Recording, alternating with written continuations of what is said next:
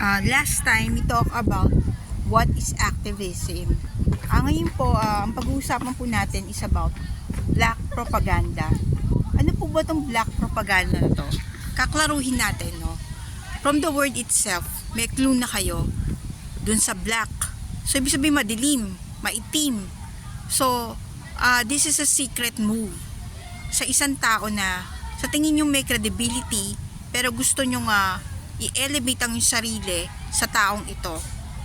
Ngayon, kung siya ay isang kakumpetensya para sa part mo, gusto mo siyang pabagsakin, gagawa ka ng black propaganda. Propaganda yung pagpapalaganap. Black, madilim, maitim. Ibig sabihin, hindi ito makabubuti. Ibig sabihin, kung gagawin mo ito, gagamit ka dito ng libel. Sisira ang puri mo siya sa mga tao.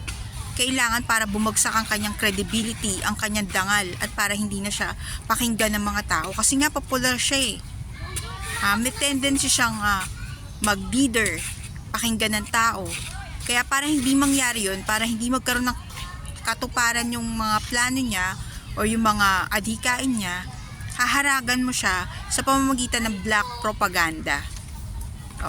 Ngayon, tong black propaganda na to, ang mga gumagawa nito, yung mga taong naiinggit sa isang tao na umaasenso na or sabihin natin maprinsipyo, may kredibilidad, popular, kilala.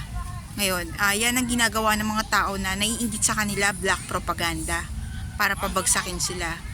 Ngayon, ito mga gumagawa ng black propaganda, kapag nadiskubre na silang gumagawa niyan, may tendency po silang idemanda, makulong pa pag hindi nila na-approve sa mga tao, yung mga pinagsasasabi nila tungkol sa mga taong sinisiraan nila o mga binablack propaganda nila.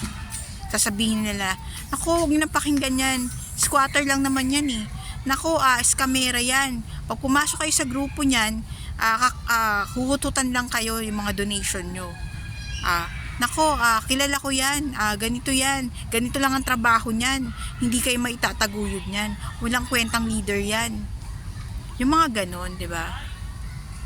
Alam ng mga Pilipino, yung mga insecure, yun yung mga gumagawa ng ganyan.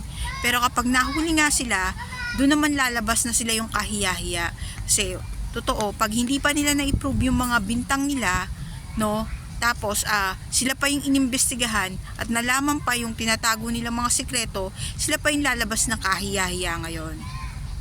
Yun po yun.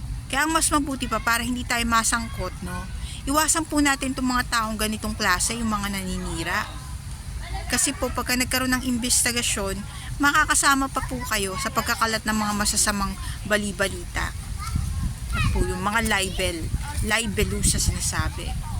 So, black propaganda, hindi po mabuting gawain ito. Dapat po hindi tayo crab mentality sa kapwa-tao natin. Dapat let's be fair, maging patas tayo sa kapwa natin, lumaban tayo ng patas. Pakita natin kung talaga may abilidad tayo. Hindi yung porket hindi natin kaya, hindi natin matanggap na nasapawan tayo, gagawa tayo ng wrong move na kagaya nito. So, dapat tayo mga Pilipino mag-unite, kung anong makabubuti, yun yung suportahan po natin. Thank you po.